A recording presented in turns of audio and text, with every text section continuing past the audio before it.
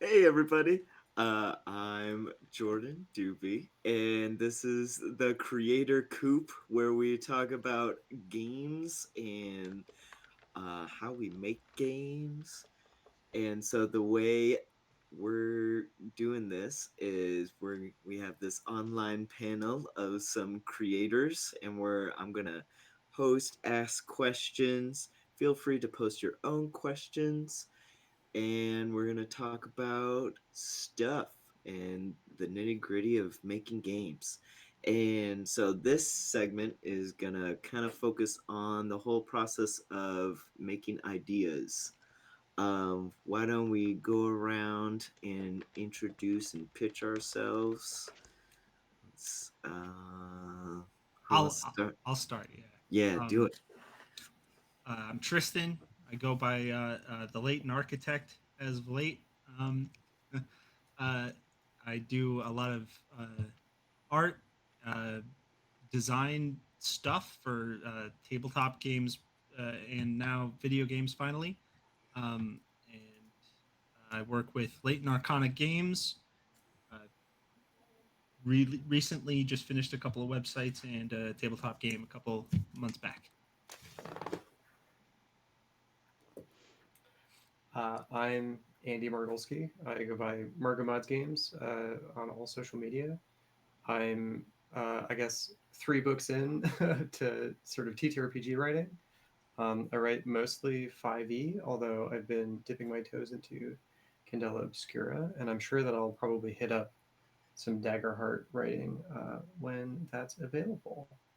Um, don't let these people fool you. I know nothing, and I'm here to learn. And that's a good segue for me to jump in because I am in the middle. I'm Shannon, host of Imaginif Media in general, and I am in the middle of writing a TTRPG and do a lot of creative ventures kind of all over the place. I'm an artist as well, and I can live in the land of ideation, which is what we're kind of talking about today. And I always just look for the opportunity to hang out with this fine crew and have some really cool conversations. So let's get to it. Sweet. Yeah. And if you don't know, I'm Jordan. I run own Goosepoop Games. You can find me on Goosepoop 207 on all the socials, goosepoopgames.com. I make um, everybody's favorite wholesome RPG, Good Soup. Very light and easy. And then I also make little tiny card game packs and stuff. All accessible, fun little games.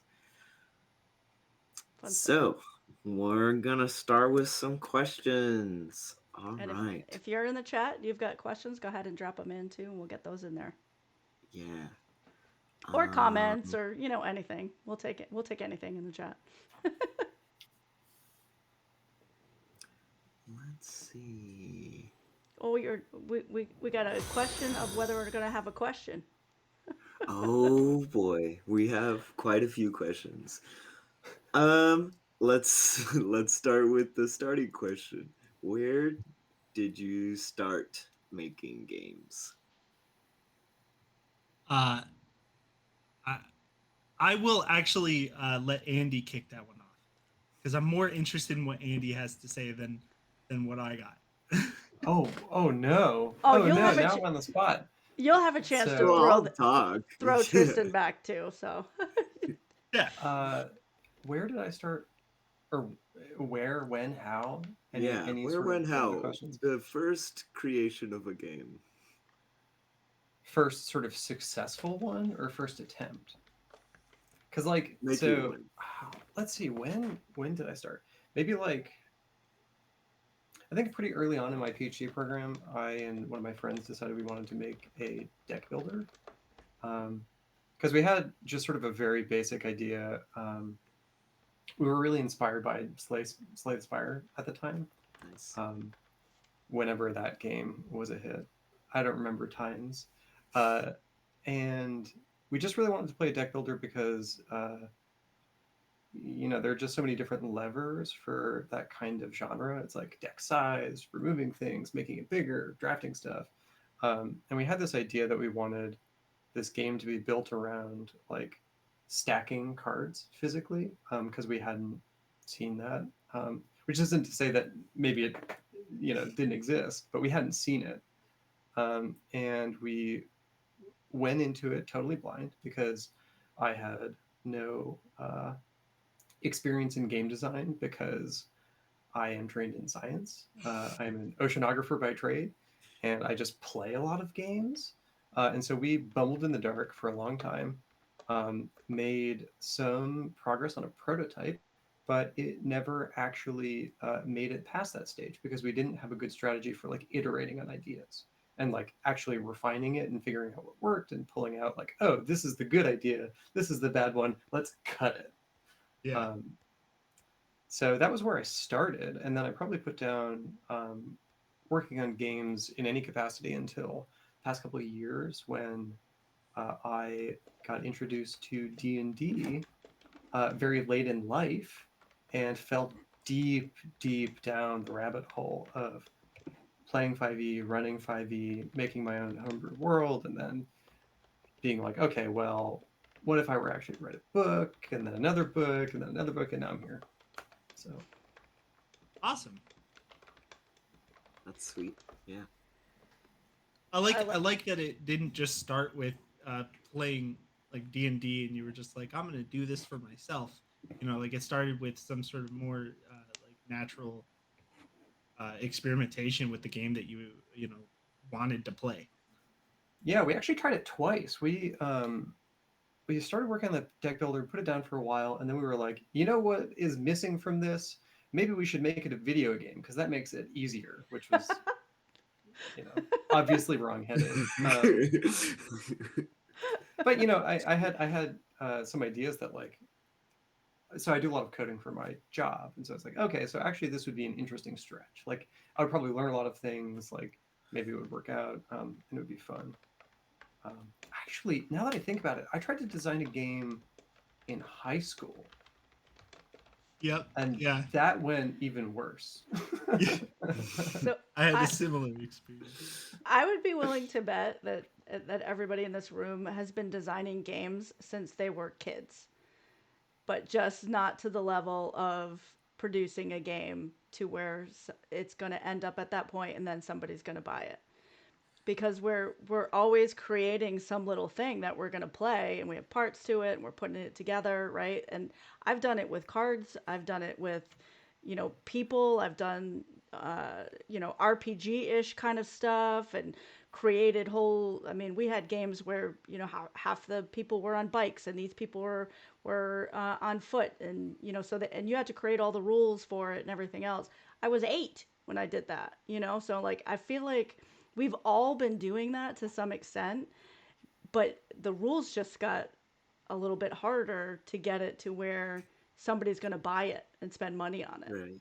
And that's where I liked what you said, Andy, about you learned what to throw away and what to cut, because that's the hardest part of the beginning stage, of the ideation stage, because every one of your ideas feels like little tiny children when you have them.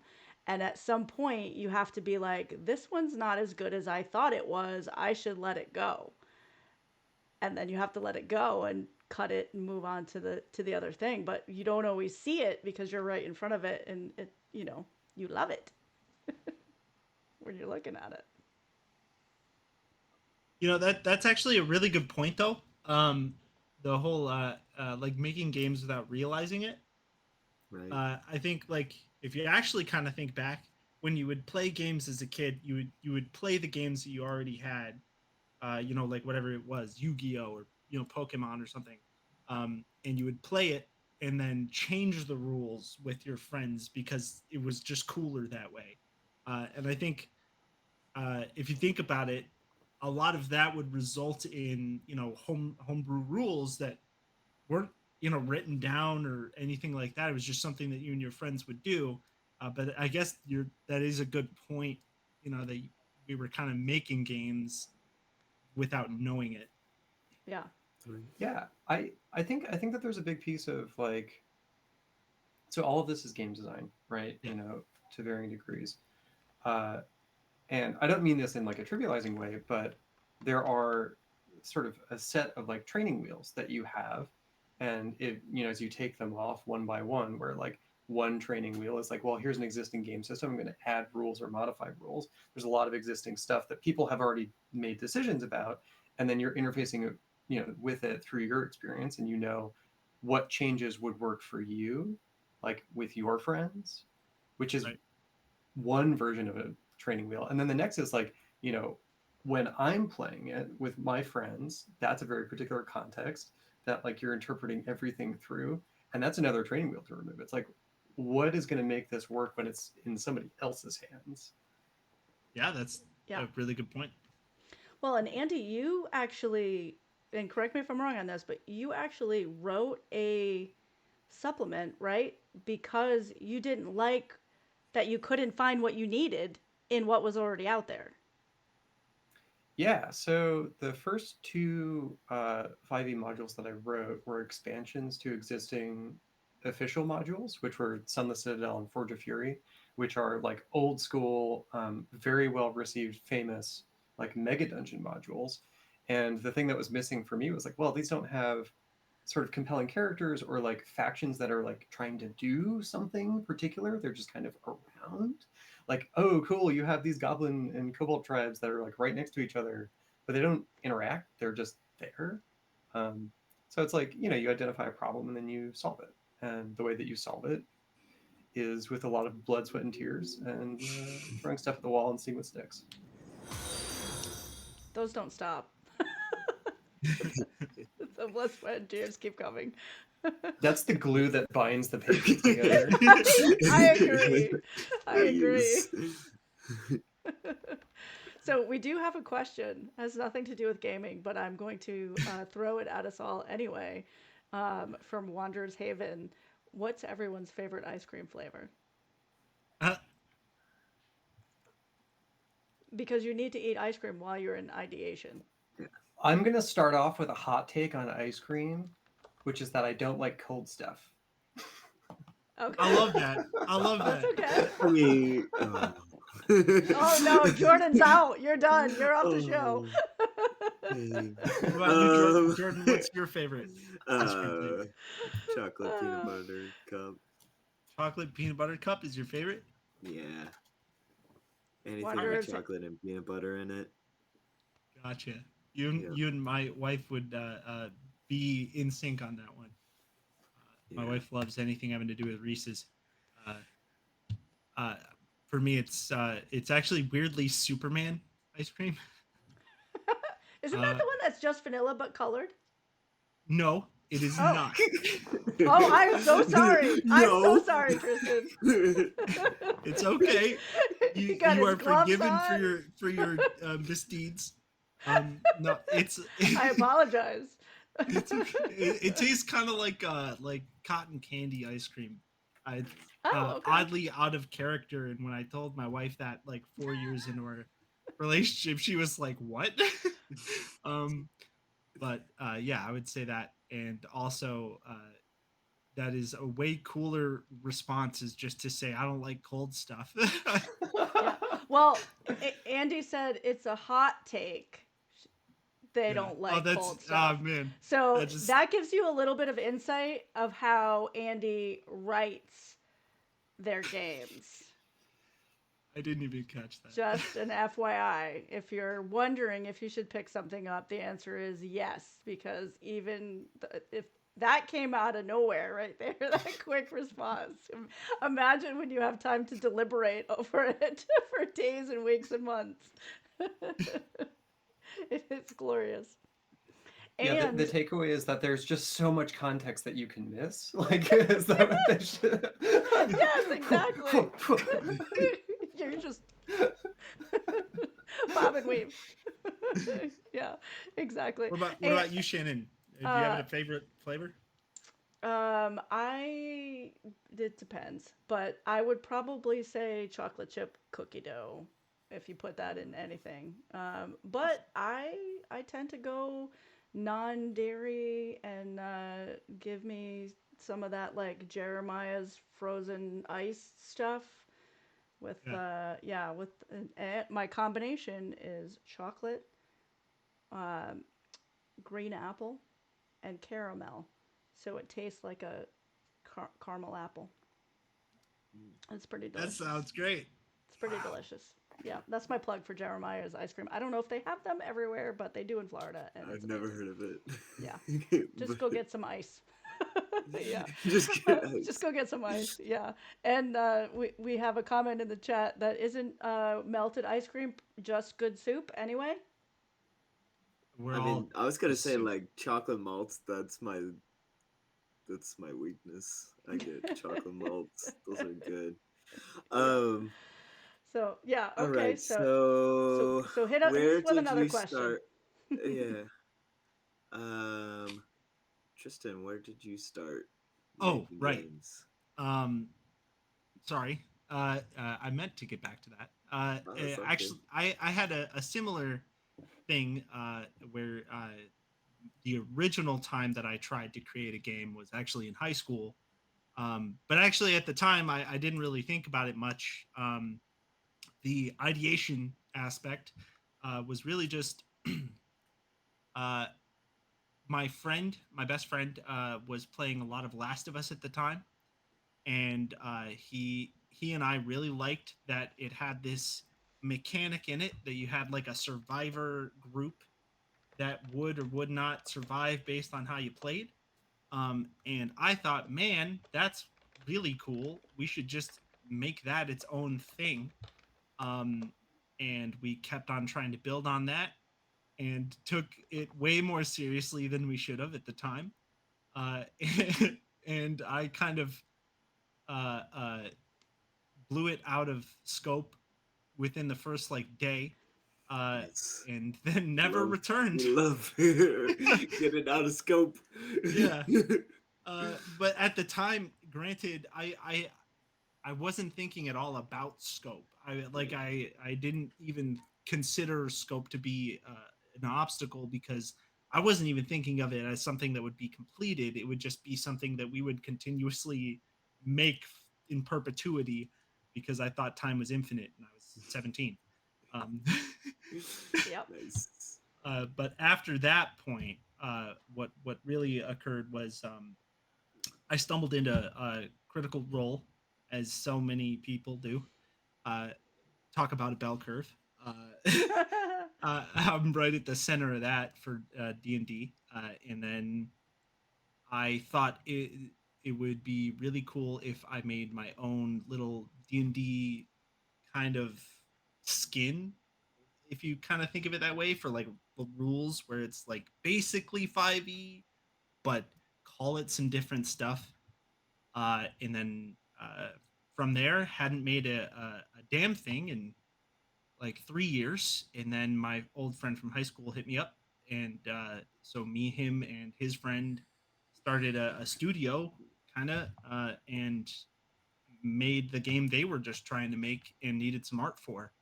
But I was like, I would rather do this like, in perpetuity. So that's how I got started. And you did all the art for Through the Stars, correct? Yep. Yeah, everything that is a piece of art or design or anything that's visual in Leighton Arcana is me. Wow. So And it's if it's for gorgeous, like, by the way. So if you haven't gone thank and you, take a look at it, you definitely need to go do that. thank you. Yeah. Yeah, This is, I don't know, people that are watching, if you realize like how amazing this trio is that I'm sitting with right here, but they all have phenomenal products that are out. And they're good humans too, which is pretty cool. So, and I've played all their stuff and it's all great. So, okay, that's my plug. I'm done. Keep going. They need I to was know. I was pretty much done. I will say, as far as like a small plug, uh, we're Yeah. working on a game, like a video game, and Ooh. we're really happy with how much progress we've made. I don't think we want to set a date on anything, but it's chugging pretty quick, and it's pretty fun. If you're It's nice looking to for, finally work on something. sorry. No, I was just saying it was nice to finally work on something that like moves. Yeah, Yeah. yeah. I was gonna say if you're looking for someone with experience on that, Andie started working on a video game. I review In video games, so you want to send them my way, I'll Will review it. do. Um, Perfect. all right, I'll do my little back in So, my day. Back in the day. So my when I was getting my first degree, I was a clarinetist. I was getting a clarinet degree, and so at my school, which I now live across the street from, um, they had the science building. On the top of the science building is like the student tech center, and I don't know how this director got it, but he got the school to fund, like, we got the latest in tech, like the HTC Vive, like all the VR stuff. We had like the Microsoft HoloLens, and like if you don't know what it is, it's like the augmented reality glasses. We got Yeah. all like the crazy stuff. I walked in and I was like, "Hey, I do audio recording and all that." And he was just like, "What do you need?" And so we just built a recording studio like in one of the rooms and stuff. And so my first experience was doing audio for video games. And so that got me into programming as well. And so I started in the video game space. We made like a one of the first games I remember like completing was we made a VR game called Chicken Mafia, and you played as a chicken shooting other chickens, and you had to flap your arms and like float up in the air. And you like shot them down, and I like wrote jazz music and made all the chicken sounds and stuff. that's Um, fantastic. yeah, so that was my first experience making a game. Um, and then Yeah, I focused on video games for a while. There was one year I just like did a game jam like every month and just like churning out like little bitty games. Um and then and then when I was uh living down in Savannah, I I always like starting game groups. And so I started like a game group. I was just picturing we talk about video games or whatever, but then somebody brought Secret Hitler, which is a social deduction game, if people don't know what that is. And we just played that for like 3 hours straight. And I was like, maybe, because I had board games, but like that was the tipping point where it's like, maybe I should really look at board games. And then I got games. Then I got deep into that, and then I moved back to Maine. I'm in Maine right now, and I started another game group. And when we started playing Brindlewood Bay, and that's when I was like, "Oh, RPGs are not just D&D." And so that's what really got me into RPGs was Brindlewood Bay. I like all the really light, silly stuff. It's such a good If game. Yeah, it's one of my favorites. So yeah, that's a loose of how I started. Um, I like how you kind of went full circle because now you create so good soup. You are it's all you creating that in terms of even like so you're doing the art for it, you wrote the game, and then you are also you're printing that out and stapling those suckers together. Like you're doing the whole thing. yeah, You've gone as far from VR as you can yeah, get in that I got loop. all the paper right here. Yeah, I love it. um, but yeah, so that's my little journey. Let's move on to another. Do we have any other questions So yeah, we from do the? have a question from Wanderer's Haven. If you were to make a new game and you cannot have dice as tools for decision making, what is your next go-to option? Which, as a overall thing, I'm going to add to that coin counts as dice in this scenario. You can't use a coin either. I would agree with that scenario. Yeah. Yeah. Uh, me Jordan, you personally, can't say soup. I mean, you can use soup You in the can't game say soup. It can't count. It's instead already of done. dice. But it's like, yeah. Okay, go ahead. I was just gonna say what I would probably do would be like some sort of categorical uh, card thing. So you would have a deck of cards that would have different categories that would result in different like general results. So you could make a hand of like offensive actions or defensive actions or narrative actions, and then like with that, you would know whether or not you're going to pull up, something next on your deck because it would be, a specific color or something like that, and you could kind of plan for that. But it would mean that the player has agency, but is still limited by chance and like the chaos that is like necessary for most tabletops to have something spontaneous. Yeah, Mhm. and it's the randomness. Yeah, it would still be.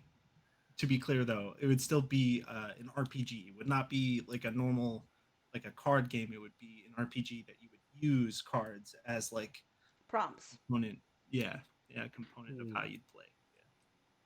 I would do it with one of those. What are they called? Yeah. Fortune Oh yeah. tellers. Yeah, that's not what I called it back in the day, but yeah, one of those fortune Um, tellers. that would Just be because it's cool. fun. Yeah, that's cool. Yeah. So my impulse, I think, is different. Um,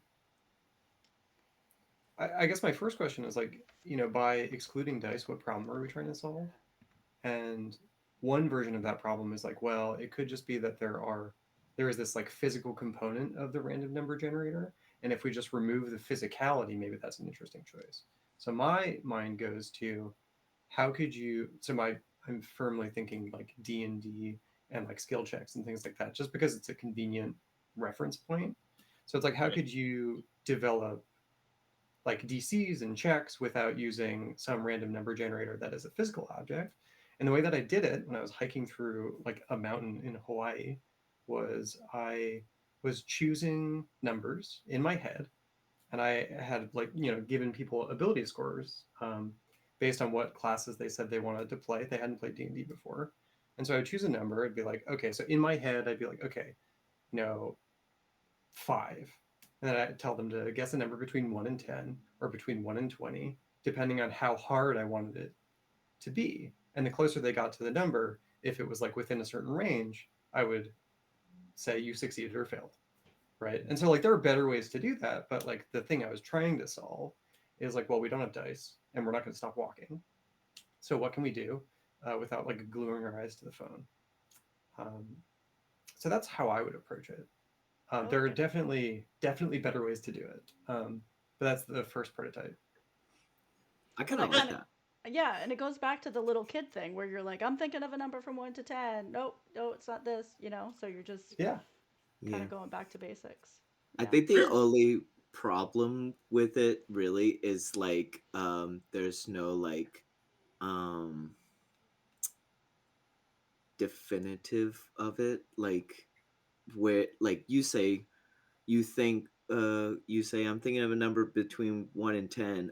How am I supposed to know that you're going to change that while I'm saying the number, That would if just that be a makes matter sense? of like whether or not you're like an ethical DM. I mean, Yeah. yeah, Right. Yeah, it's that's the I just mean, because same. people It's that's people like just a roll devs behind that, the thing. but screen all the like time, I don't right? know. I Yeah. like the You can't solve player trust, right? Yeah. Like yeah, it's true. Yeah. Actually, Um, I rarely DM anymore, mostly because I don't interact with people in person much.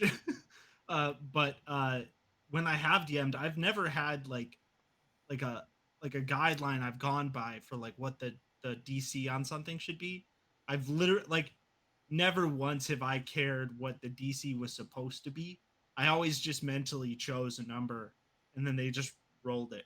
So like if they were to do something that I was like, man, that would be like really hard, It was just okay. That's going to be a 19. What do you roll? Hey, a 21. Sweet.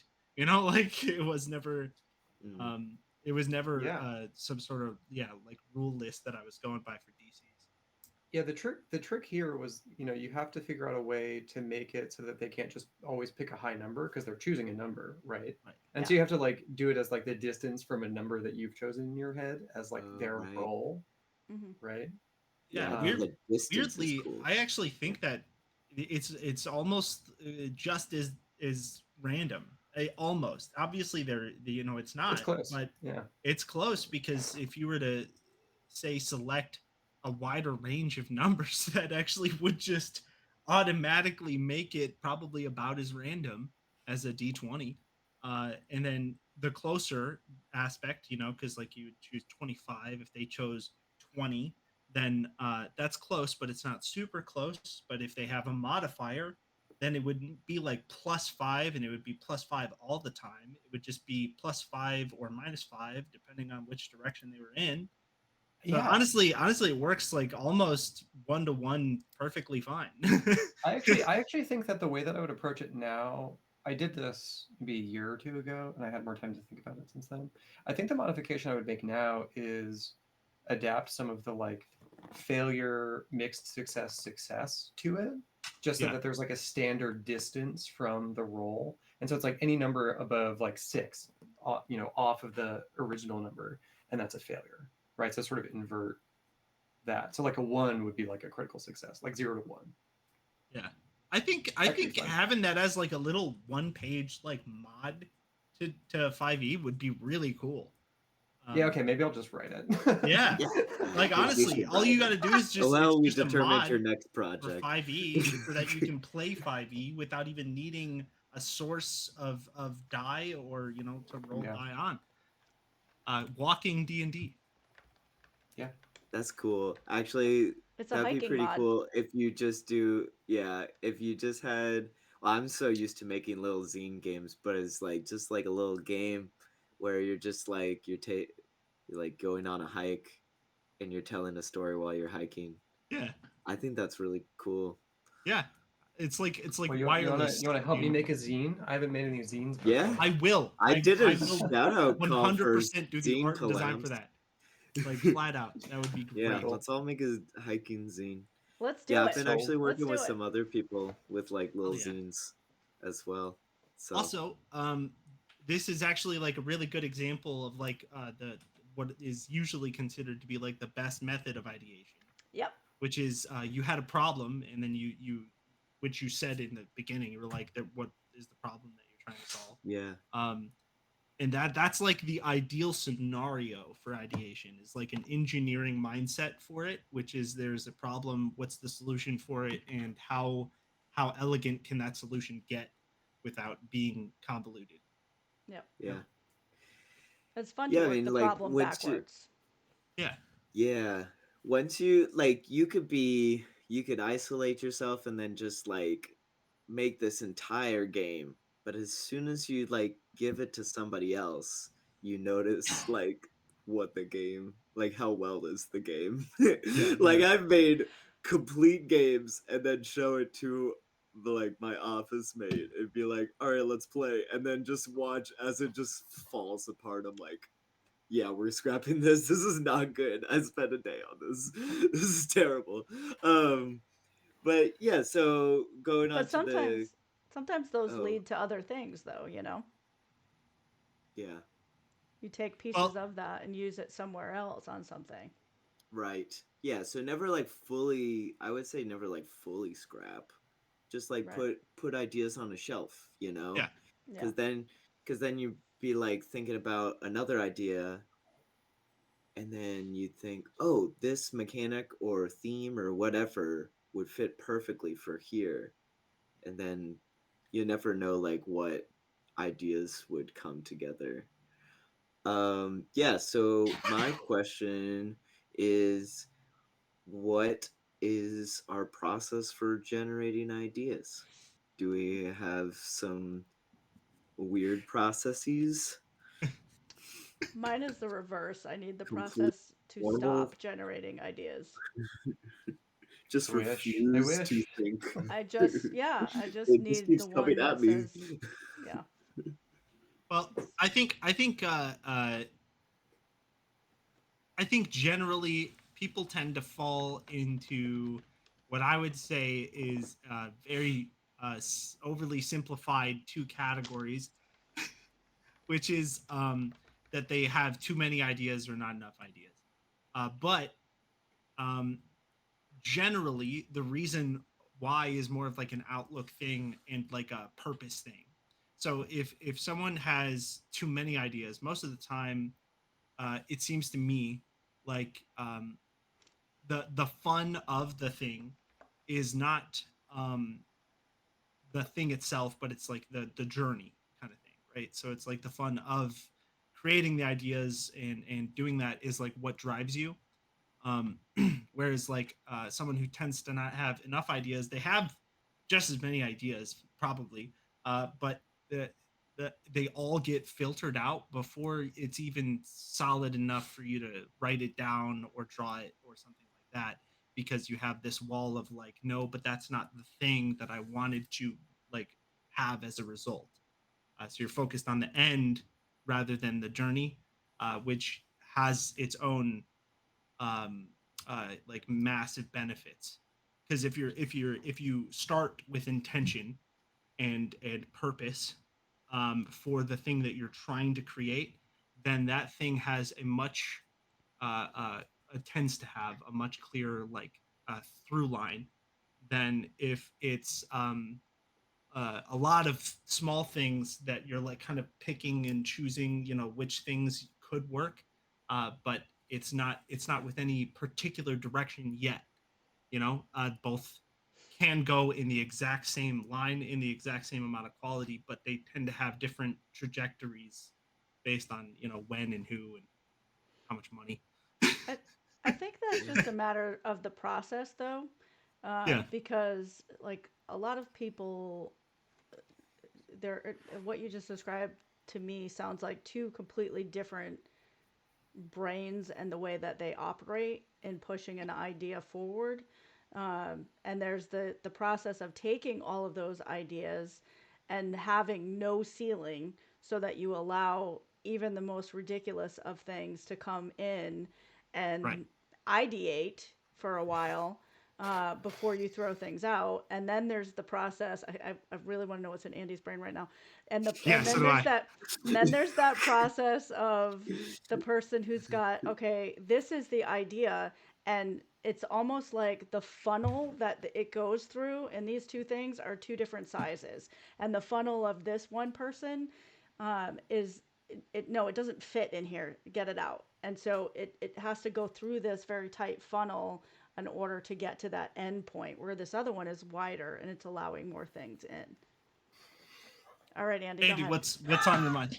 So there, It there was are really two hard for me pieces. to get through that without, because I just wanted to I'm so stop and hear you. sorry. I'm No, so you're sorry. fine. No, that's There, good. It's there, good. there are two pieces to this analogy, right? So there's an assumption going in where, let's say that we're all sifting for gold in a river, right? Yeah, We're assuming everybody's going to the same river and you have different size filters. But I think Nah, that it's the different thing rivers. that you choose to go to for inspiration makes a big difference, right? Like some people just have overflowing rivers for whatever reason. Maybe they just see connections between a lot of things and it spontaneously prompts a lot of stuff. And maybe some people like me actually do, I think, have fewer ideas. I do have a very stringent filter. I agree with that. But I think it's not just the filtering process. I think that there's something else there too. Because I have to spend a lot of time going to places like movies or books or whatever. And I'm not saying that not everybody has to do stuff like this, but I think that like I have to spend a huge amount of time just like going through stuff and like jotting down like, okay, this fits in this area that I'm thinking of. And like while I'm going through, I don't feel like I have a lot of ideas that get discarded. It's just kind of like, well, I got to find the right river to sift. Mm, yeah. I get what you mean, but I think I think maybe the difference in like perspective on this might be due to the definition of like idea. Sure. Could be. So when I think of an idea, I think of a mutation of a thing that like currently exists, whether it be extremely abstract or extremely refined. It is a mutation of a thing that currently exists based on the connection of that thing and something else. So, when you have an idea, for example, walking D&D, Sure. the idea was not like this spontaneous burst. It was an original thing, which you mentioned, the training wheels. um, but those training wheels are essentially just like a more raw idea uh, that is not as complex or developed, which you can do with everything all the time at like a massive scale. But what I'm trying to say is, um, when you have something that is considered like an idea, it could be as simple as like reading a book, and you have the thought of, I bet that this villain will do this thing, or I bet that this would work well here, like in the story or something like that. It could be as small as like a subtle shift in what you're thinking of this thing as. It's whether or not you put it down somewhere that I think is like the filter part. So like if you read Harry Potter and thought, I actually think it would have been cooler if Ron Weasley was the main character because he's a redhead and redheads are better.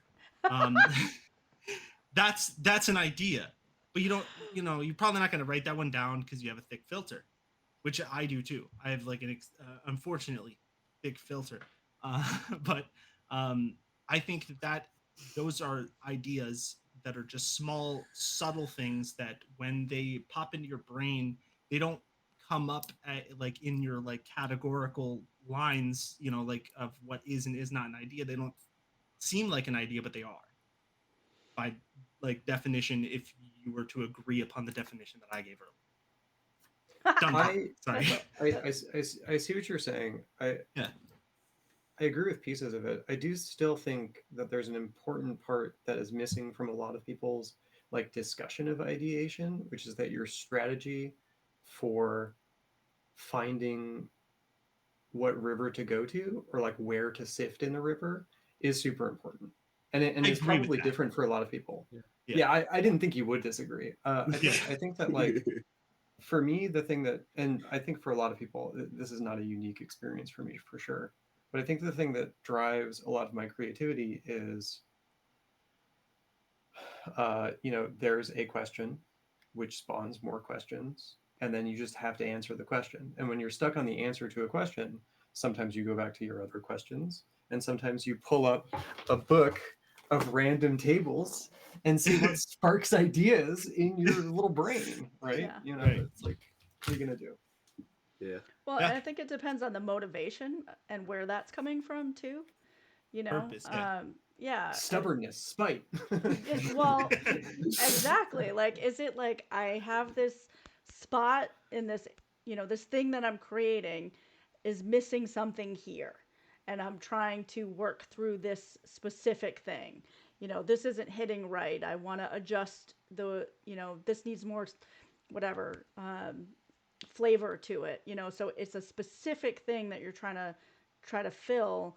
Um, that A might not problem that's be trying to be solved. yeah, that might not be as an exciting part of the ideation process. So I think there's different levels of this too, because there's the, hey, I've got this idea, I could create a murder mystery. That's an idea. And that one came easy. But then all of those pieces of how that murder mystery, who does this and what am I using for that and where's this going to be and how does this work with this, and then it becomes like at some point I think in this creation process when you've got this thing that you think is really great, and then you're whittling it down to something that is a producible product, that's where the shift happens. Because you go from, this is something that I love, this idea, this concept, this thing that I want to do, into, oh, this will be fun, this will be this, into, this is getting a little bit more difficult and harder, and whittling it into this thing. And then you're also, it depends on who you are at, in your creation style, how specific you want to be in that, and how perfect you need that thing to fill that role that you're looking for. And so it becomes all these little pieces that are harder to kind of, it's like that puzzle you're putting together, and sometimes it can be harder. And so I think that level of frustration and overwhelm can also play into whether or not those ideas are coming from internal or you need to break. And I think that's a big argument for that whole step of whatever it is you're doing, whether you're creating a game or you're doing anything else. If you're in a process for a certain period of time, stepping away from that and doing something to let your brain go somewhere else completely, like picking up a book of tables or going to a zoo to see how animals interact, or whatever it is that's completely separate from where you're going, it's giving your brain somewhere else to go because it's hyper fixated on these other elements. So murder mysteries are a really good example, because not just because I wrote two of them, uh, And one of but them is because coming they out have on Kickstarter soon. both. So okay, yes. Brief plug. I am launching a Kickstarter campaign end of July. Murders at Lorlock Manor. It is a big murder mystery campaign with a prologue one shot, which is another murder mystery. So you get two for one. Um, but so murder mysteries are really interesting because you automatically know what problems you have to solve, right? It's like, who's the victim, who's the murderer, what's the murder weapon, and what makes it interesting. And once you start adding additional layers of like, well, I think time travel is really cool. How do you do time travel in a game where player agency is really important? What does it mean to have a prophecy in a game like D&D? Like, how can you have a book of prophecy that foretells this person's death or not in a way that's like interesting for players? So like, I started pretty early on with those questions, and then it's like, well, what kind of person would do XYZ? And then you end up with this like constellation of things you have to figure out. And Well, sorry. that's not a filter, that's Yeah. a like mechanism for choosing targets. Right. Right. Well, all right. The going to like different We uh got Tristan uh all fired up. the whole topic, ideation, is one of my favorite topics in general. But the whole going to a different river was essentially what you were saying. Like, you Yeah. might go to this river, but if you don't have good luck, you might need to go to a different river for the time being. And I definitely think that's true. I think it's like a whole skill in and of itself to figure out when you should, how long you should do that for, and what type of river to go to. But I think that's also part of what Andie was saying, with like sometimes people just have like almost inherently different quantities and things like that, and figuring out how to go to a different river is an important part of the topic. When it comes to the problem to solve aspect of like a murder mystery, um, I think that brings up a great example of the difference in how some people are creative and others are as well.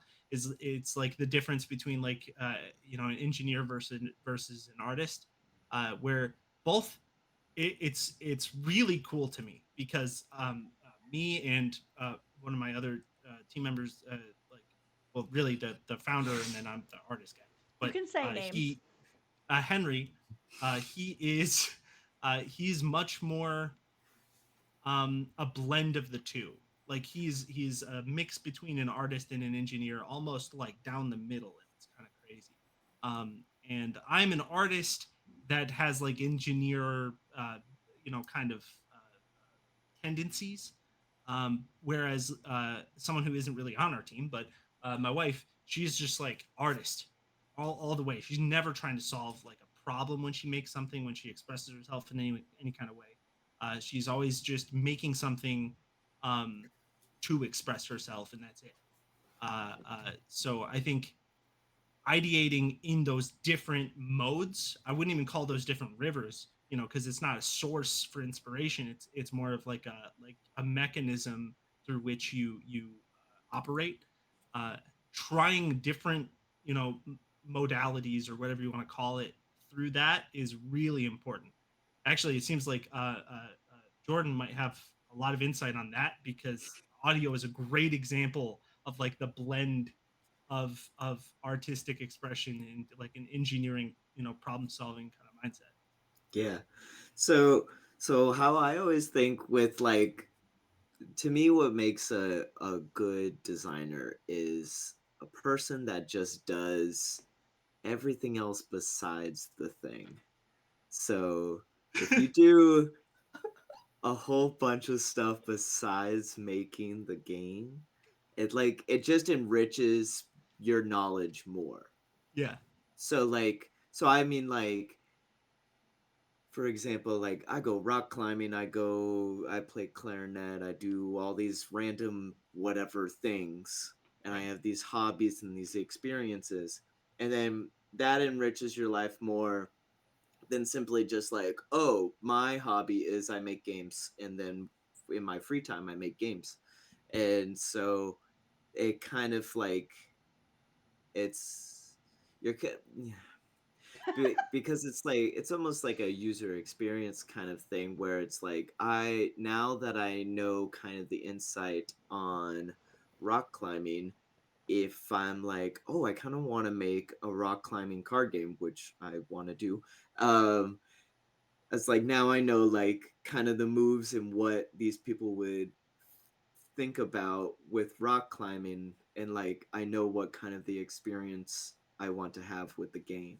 So it's just, I just think like doing more than just playing games. I mean, also play a lot of games. But like that's a kind of what a you're what it give and seems take. like you're getting at is like inspiration and like Yeah. where to pull from. You're saying like pull inspiration from all things Yeah. uh in addition to the like main topic. Yeah.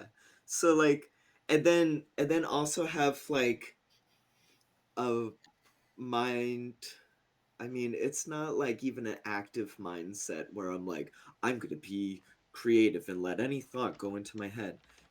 But it's kind of just like, just being open to any ideas. I'm a person that loves how words sound together. Yeah, Phonesthetics. That is my, I love phonesthetics. that's a So great like, word. yeah.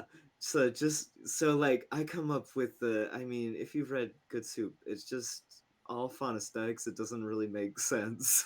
Like the items and stuff. Yeah. It's like, The yeah, game sure, I makes guess. sense. Let me just speak up for Jordan for a second. The game makes sense. The There's game just makes silly sense. words in The there. names The might be a like the little Yes. names, yeah.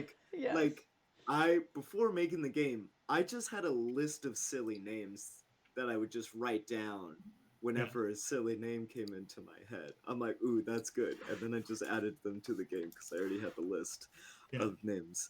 Um but yeah, so like, for example, Good Soup came about because there was a meme I really liked about a chicken drinking puddle water and looking up, and they put a hand and it's like good soup. And then that's it. And then in my brain I'm like, but then, okay, I like this, but then how can I make a game where you use soup as a mechanism? And so that's what turned into Good Soup. So good So soup came from puddle water is Yeah, it, so the Good Soup came from a meme, because yeah. I mean, So I Yeah. So they I, come I from have a I anywhere. have a question. I have a question for Jordan while I recover from the like hail of shade that's been thrown at me for not doing enough things vicariously or oh, I mean, I'm not accidentally. trying to throw shade. So I'm just so saying, no, I know I'm being hyperbolic. So okay. the do you think that there's a difference between doing let's say that you do two things deeply, like writing games and just like watching a million different kinds of movies and like studying movies, for instance. Is that sufficient? Like, I love when you get the swagger going. I live for I your mean, there's no swagger. good and bad I way live of for it. doing it. I'm just saying, like, fight me, Jordan, fight me. I know. no, I'm so here for this well, right now. my Jordan's like, point is more. oh My point is more I'm just just kidding. like I'm just I know. kidding. the ideas that you come up with are are coming from your experiences, Yeah. you know. Yeah. So I think what depending on how, like, what kind of stuff you want to make is the kind of experiences that you've had. It's, if that makes sense. yeah, Yeah. I think what you're trying to summarize is that if you the more you expose yourself to different types of things that you're seeing or doing, the more opportunity for ideas to come in and flow and to be Right. inspired by the different things. I think that is what he was trying to say. I think But that's I what I also heard. think that Andie was trying to say that that's not actually necessarily true. Yeah, well, Yeah. I think the whole thing comes from what we said right at the beginning, right? And we should wrap Yeah. this up too because we're pretty close on time. So the Oh yeah. when we started talking about this, a lot of this came from the inspiration, right? Like Yeah. that's where all of this stems from is inspiration and personality and desire and all of our hopes and dreams and the things that we're excited about creating and all that stuff, right? That's what we're doing. We're taking something that popped into our head and we're making it but pulling it out of there and we're putting it into a physical form. We're taking something that doesn't exist in Yeah. any capacity and we're making it exist in another way. And in order to go through that entire process, which is what Creator Coop is going to be all about, is taking you from this ideation to all of the processes till you get to the end where you actually have a product. In order for you to go from that idea to the final product, that is a process, that is dedication. You have to go through very many layers before you get to the point where you have something at the end that is finished. And it can be any type of finished, but like I have a published journal. It's very basic, but it's a published journal, right? Like there were Yeah. more steps than I realized I had to go through the first time I was doing, that portion of it. And I've produced many things for TV and print in the past, but there were steps in there even that I was not familiar with because I hadn't written anything for myself like that before. So I think that's that's the big part of this is that you in order to go from point A to point B all the way to to that you have to love it, you have to want it to complete, you have to get to that end point, and along that process what you're doing you have to love through that process, and decide that you're going to make this at the end. It's it's a labor of love when you get there, and through that, your inspiration comes from everything that you interact with during that time and everything that you've experienced before that. So you're taking all of those pieces, but you're also going to base all of that on who you are as a person, the way you do life, your personality, how your brain works, and all of that stuff is how you're creating this thing. So every single creator has a different process and a different set of this is what I think you should do, and this is what I think is important. There's four people in this panel right now, and I guarantee you every one of us has a completely different thing that we think we should be doing when we're in the ideation process. Right. Right. And I think that's kind of the conclusion we were, kind of like slowly getting at. Yeah. Which is actually like this is a really good gradient of like the modalities in like how you think about things, whether or not you're ideating with intention or raw inspiration of like miraculous, kind of spontaneous ideas, which like both are extremely good. And actually, it's funny, both sides tend to envy the other. Which I think Yeah. we've seen a little bit, which is Yeah. kind of cool. Um, uh, because like I really do wish that I had more spontaneous thought, especially because I used to. But at the same time, I think um, it would probably benefit with the process that you're referring to, with like the difficulty of like getting your ideas and like iterating upon them, and like refining them. It would help a lot if it was like the modality was very goal oriented and focused on solving the problem. So what I think is most important to take away from the whole talk, and the reason I'm still talking, Yeah. the most important thing, it seems to me, is finding out what type of person you are, whether or not that's the type of creator you want to be, and then figuring out different tools that work well with that mentality, and kind of mechanism that you tend to fall under. Yeah, no, that's I perfect. I totally agree, and Yeah, I that's just really want to cool. add, if you're lazy like me, whoever's listening to this, You are not lazy. Andie is not lazy, for all of you who are listening. if you are the laziest person on the planet, just like me, what I recommend doing if you don't have spontaneous fonts of inspiration like some people who I'm very envious of, just go see what other people have done, right? So, like other people, for instance, for me, people have written murder mysteries, both books, films, TTRPGs, etc. Just like see what people have done, because through them you can filter all of the rock climbing inspiration or other things that people have done through the filter of like, oh, these things actually exist, and I like the pieces that they took from these things and put it into a format that is closer to the format that I would be shooting for. So that's my lazy approach. That's what I do, and I do a lot of it, I which is don't why Shannon thinks I'm not lazy. Yeah, and I don't, as someone who needs to be still sometimes for all of those things to settle so that the ideas can come, I have really gotten to the point where I want to just remove the word lazy from the entire English vocabulary, because I think we need to be lazier. We need more downtime to just be, so that all of this other stuff can just happen. And if you need to have downtime, you're not being lazy. You're giving yourself exactly what you need in that time. And I think that's a positive thing rather than lazy negative connotation, that it gets. So that's why I will come to your behalf and say you are not lazy at all. I just I just want to reclaim the word and use laziness for good.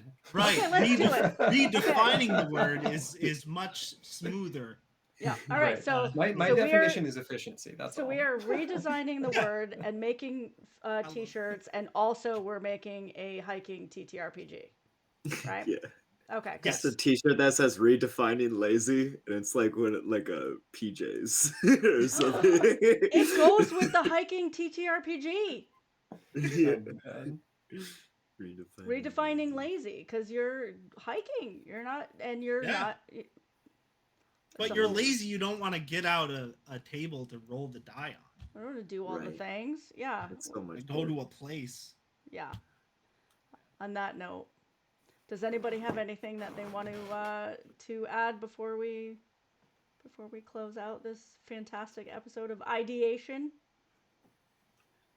I am gonna DM you, Andie, about that zine, because like I'm serious. That's perfect. Sure. I'm not going to make it myself, so or The alone. hiking thing? I So want to make the hiking thing. I'll Let's make just a do it in Let's hiking the just thing. do server it. then. We'll Yeah, go yeah, in the chat. agreed. yeah. But We if can have a you silent It's also, auction. You it's can already whoever's decide. happening. watching, I don't know why you're talking about it's it like gonna it's not a happen. thing. It's already happening. It's done. It's decided. All Yeah. the ideas already forming. But that is a good point. If you want to join us, if you are a creator or you thinking about creating, join the Imaginif Media Discord, and then maybe you too can be on this panel. and we could talk about all the things that we talked about. We talked about a lot of things. Yeah. Um, It won't be the and same ice things. cream as It'll be well. We different talked things. about ice cream too, and how some people don't like it. And as Hey, I Hot stand by hot that being the take. hot coolest ice cream. response. What if we boil it? Is that just cocoa? Um, That's a soup uh, discussion. that's a good discussion. We can dive into deep in another episode though. Deeper. Let's go through and everybody give their little pitch again. What projects are you working on? Go ahead, Where can Tristan. we find you? Uh, buy Through the Stars. Go to latenarcana.com. Uh, check me out on Instagram, I guess, maybe. Follow the Murders at Lurlock Manor 5e murder mystery campaign on Kickstarter. Help me, you know, not lose as much money on this massive project that I made. And also, you know, keep tabs. Follow me on social media because I am also writing. I think our goal is something like 21 Candela Obscura one shots over the course of like 3 separate campaign groups. So, you know, there are things in the works that are going to be wild and too much. I love it. Volunteers tribute to play any of them and all of them. Great. Yeah, Johnny can terrify you. Oh yeah, he already has. Yeah, and I am going to just remind everyone that Tuesdays are pretty much our day so far here on the Imaginif Media Twitch. We've got our creator spotlights, and Gamer Mom Luna is coming up, and then we also are doing these creator coops, Goosepoop's creator coop every month, and whatever other amazing things. We're doing a panel like this called Say Gay that we are doing for June Pride Month fundraiser. So we've got lots of stuff coming up, so check on there. And I am pretty much Imaginif in all of the places. I'm mostly on Threads. I really don't want to leave Threads, so you should come over there and hang out. Yeah. And then yeah, Goosepoop 207 on all the social medias. Get good soup, a little wholesome little storytelling game. Goosepoopgames.com. I'll mail it to you. And then you can for sure know that I handmade it. Because you're seeing it right here on my shelf. But yeah, thanks so much, everybody, for tuning in. It was a great chat. Yeah, thanks for joining. Good night.